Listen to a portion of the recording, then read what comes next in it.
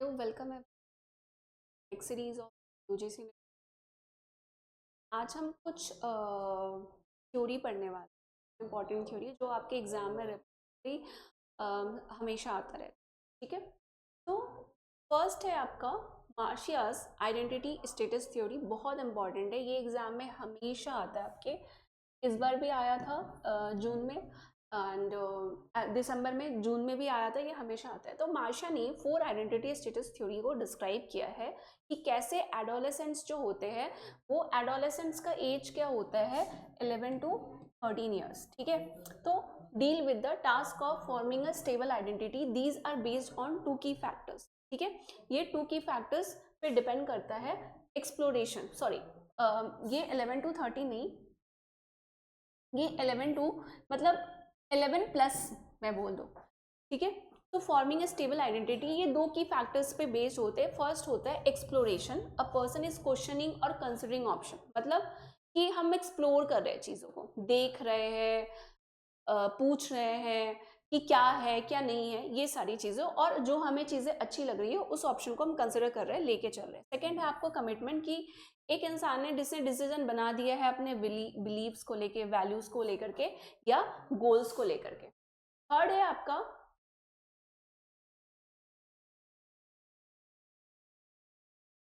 ठीक है, तो ये सारी चीज, तो इसमें कमिटमेंट है और एक्सप्लोरेशन है। एक्सप्लोरेशन का मतलब ये है कि हम चीज़ों को एक्सप्लोर कर रहे होते हैं, और कमिटमेंट का मतलब ये होता है कि हम कोई डिसीजन बना रहे हैं अपने बिलीव्स, वैल्यूज या गोल्स को लेकर के। अब इसका फर्स्ट है आइडेंटिटी डिफ्यूजन। आइडेंटिटी डिफ्यूजन में क्या होता है, कोई एक्सप्लोरेशन नहीं होता, कोई कमिटमेंट नहीं होता। यहाँ पे पर्सन ने अभी तक ये नहीं सोचा हुआ कि उसको अपने क्या करना है आगे। ठीक है, उसको वो डायरेक्शन लेस है, मोटिवेटेड ही नहीं है, उसको पता ही नहीं कि उसको क्या करना है। एग्जाम्पल में है कि a teenager who is not sure what they want to do in life and has not tried to figure it out. एक टीनेजर है, उसको ये नहीं पता कि उसको अपनी लाइफ में करना क्या है, और उसने ये अभी तक नहीं देखा, उसने अभी तक उस चीज को फिगर आउट नहीं किया। ठीक है, सेकेंड है आपका identity foreclosure, commitment without exploration. ठीक है, जो एक ऐसा आदमी जिसने क्या किया, एक आइडेंटिटी को कमिट तो कर लिया है, लेकिन उस पर क्वेश्चंस नहीं किया, उसको एक्सप्लोर नहीं किया कि क्या और अच्छे ऑप्शंस हो सकते थे उस चीज के लिए। somebody becomes a doctor just because their parents want them to, not because they explore different career paths। कि कोई इंसान डॉक्टर बन गया इसलिए क्योंकि वो उसके पेरेंट्स थे, क्योंकि उसके पेरेंट्स वो चाहते थे बनना, इसलिए नहीं क्योंकि उन्होंने और दूसरे पाथ्स को एक्सप्लोर किया। थर्ड है आपका identity moratorium, exploration without commitment, explore करना बिना कमिटमेंट के। इसमें है कि पर्सन जो है वो एक्टिवली एक्सप्लोर कर रहा है चीज़ों को, लेकिन उसने अभी तक डिसाइड नहीं किया कि उसको करना क्या है। ठीक है, इसमें एंजाइटी और अनसर्टेनिटी भी होती है। फोर्थ है आपका आइडेंटिटी अचीवमेंट, जिसमें एक्सप्लोरेशन प्लस कमिटमेंट दोनों हो चुका है। पर्सन जो है उसने बहुत सारे ऑप्शंस को एक्सप्लोर किया, एक क्लियर यूनिफॉर्म डिसीजन बनाया कि वो कौन है, अपने कॉन्फिडेंस को शो किया, वो अपने सेल्फ डायरेक्शन को बता रहे हैं। एक यंग एडल्ट है जिसने बहुत सारे जॉब्स ट्राई किए और फाइनली एक ऐसा करियर चूज किया जो उनके वैल्यूज और इंटरेस्ट को फिट करता है।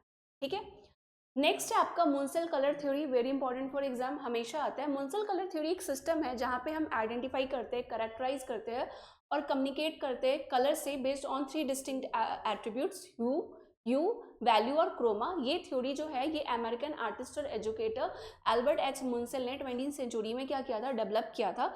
यू जो होता है ये कलर टाइप होता है, यू का मतलब होता है टाइप ऑफ कलर। जो मुंसल सिस्टम है इसने 5 प्रिंसिपल्स कैटेगरीज में कलर को डिवाइड किया, red, yellow, green, blue and purple. तो एग्जाम में आया था कि मुंसल ने कलर को कैसे डिवाइड किया, उसमें कौन कौन से कलर आते हैं। इसमें सारे कुछ कलर्स के नाम इसमें से लिख दिए, और उसमें ऑरेंज भी था, तो आपको ये बताना था कौन सा इसमें से एक है जो मुंसल कलर सिस्टम में नहीं आता, एंड दैट वाज ऑरेंज, क्योंकि इसमें सिर्फ रेड, येलो, ब्लू, ग्रीन और पर्पल आता है।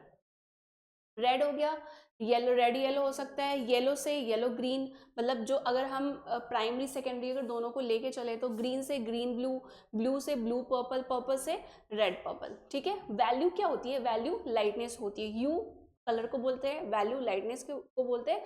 वैल्यू ये रेफर करता है कि कितना लाइट और डार्क है कलर, कोई भी एक कलर। ये डिस्क्राइब करता है कि जो अमाउंट ऑफ लाइट रिफ्लेक्ट हो रहा है कलर से, वो रेंज कहाँ से हो रहा है, pure black to pure white. जो हाई वैल्यू है ये कहाँ से क्लोजर होगा, ये व्हाइट के क्लोजर होगा, ठीक है, मतलब लाइट कलर में आएगा। जो लो वैल्यू होगा वो डार्क कलर के रेंज में आएगा, जो ब्लैक के क्लोज में होगा। तो मुंसिल सिस्टम में जो वैल्यू है वो रिप्रेजेंट होता है वर्टिकल स्केल पे, विथ वर्टिकल स्केल ऐसा होता है, ठीक है, with 0 representing pure black and 10 representing pure white. A middle value of 5 represent a neutral grey. हम आगे देख लेते हैं। और इसमें क्रोमा सैचुरेशन और इंटेंसिटी होती है। क्रोमा इंटेंसिटी और प्योरिटी होती है किसी भी कलर का। ये डिस्क्राइब करता है कि कितना कलर कितना वाइब्रेंट या डल है। एक कलर जिसका which have a very high chroma is bright and pure, while a color with low chroma appears more washed और muted greyish। तो ऐसा कोई कलर जिसकी क्रोमा बहुत ब्राइट और प्योर है, उसको वो क्या हो जाएगा, अगर ब्राइट और प्योर है तो उसका क्रोमा हाई होगा। और ऐसा कलर जिसका मतलब क्रोमा उसका लो क्रोमा होगा, अगर वो ग्रेइश या म्यूटेड वॉश्ड आउट दिखा दो। लो क्रोमा होते हैं म्यूटेड और डल कलर्स जैसे पेस्टल शेड्स और ग्रेस, और हाई क्रोमा होता है जो प्योर और वाइब्रेंट कलर होता है, रेड हो गया, ब्लू हो गया, ये सारी, ठीक है। अब है नेक्स्ट हमारा मुंसिल कलर स्पेस। तो मुंसिल कलर सिस्टम ये एक 3D मॉडल में रिप्रेजेंट होता है, जिसको हम मुंसिल कलर सॉलिड भी बोलते हैं। इसके 3 एट्रीब्यूट्स होते हैं, ह्यू, कलर, वैल्यू, लाइटनेस और ब्राइटनेस, क्रोमा जो हाई क्रोमा लो क्रोमा को बता रहता है। ये एक 3D स्पेस देते हैं, देखो, ठीक है। यहाँ पे जो हॉरिजॉन्टल एक्सिस है ना, हॉरिजॉन्टल एक्सिस ह्यू को बोलते हैं। जो वर्टिकल एक्सिस है ये वैल्यू होती है, और जो रेडियल एक्सिस है ये क्रोमा रिप्रेजेंट करता है। From grey at the centre to the most saturated colour on an outer edge. Grey centre पे होगा, और जो मोस्ट सैचुरेटेड कलर है वो आउटर एज पे है, जो पर्पल ब्लू है आपका। एक मिनट,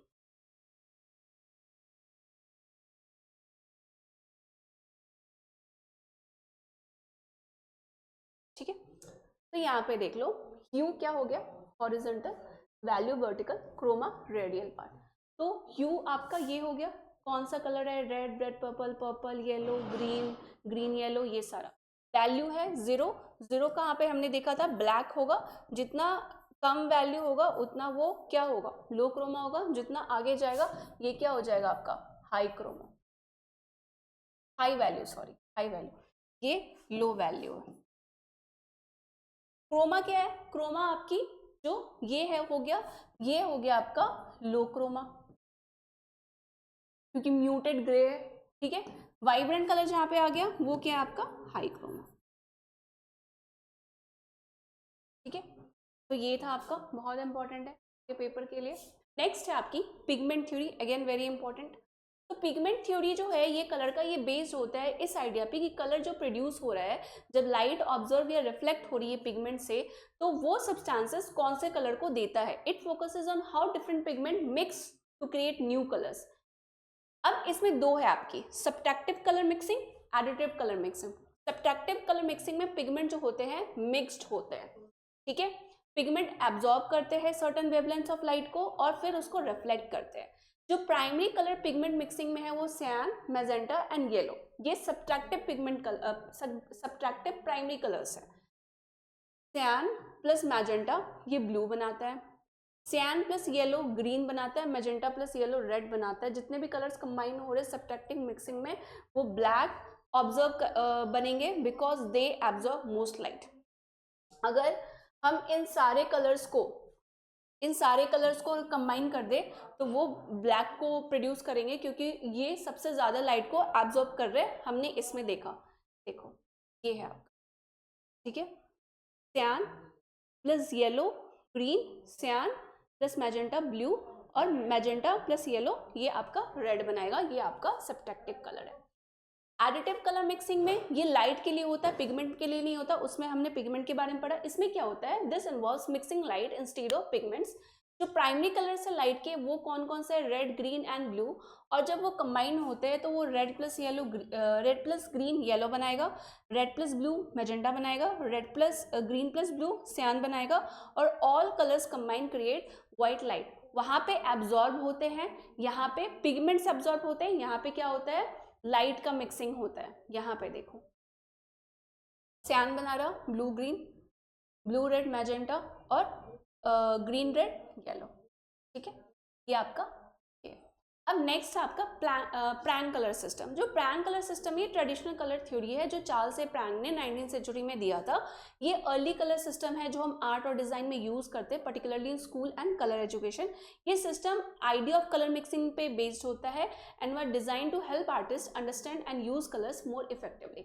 अब प्राइमरी कलर्स में कौन कौन है, रेड, ब्लू और येलो, ये आपके प्राइमरी कलर्स है। ये फाउंडेशन है कलर सिस्टम के और इसको हम क्रिएट नहीं कर सकते विथ मिक्सिंग अदर कलर्स, ये हमारे नेचर में अवेलेबल होते हैं because these are the primary colours. अब सेकेंडरी कलर्स, हम जब दो प्राइमरी कलर्स को मिक्स करते हैं तो हमारे पास सेकेंडरी कलर्स आता है, red yellow orange, red plus blue green, blue plus red, ये हमारा पर्पल आ गया।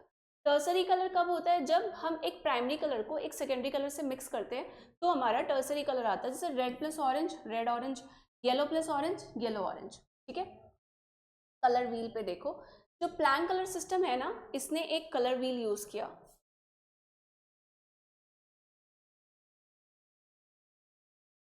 प्लैंक कलर सिस्टम ने कलर व्हील यूज किया to visually represent the relationship between primary, secondary and tertiary colors. It helps in understanding color harmony and contrast. Contrast है, ये सब एक दूसरे के कॉन्ट्रास्ट है, red orange blue green, green red, ठीक है, orange blue, red violet yellow green, yellow orange, यहाँ से देखो red orange blue green, red green orange blue, red violet yellow orange, yellow green, yellow orange, blue violet, violet yellow, ठीक है, red green. तो ये आपका क्या हो गया, ये आपका प्रैंक कलर व्हील हो गया, ठीक है। तो आज के लिए यही था, ठीक है। फिर हम मिलते हैं अपने नेक्स्ट सीरीज में on the home science. Thank you so much. अगर आपको अच्छा लगा हो तो प्लीज़ सेशन को लाइक करना, सब्सक्राइब करना और शेयर करना।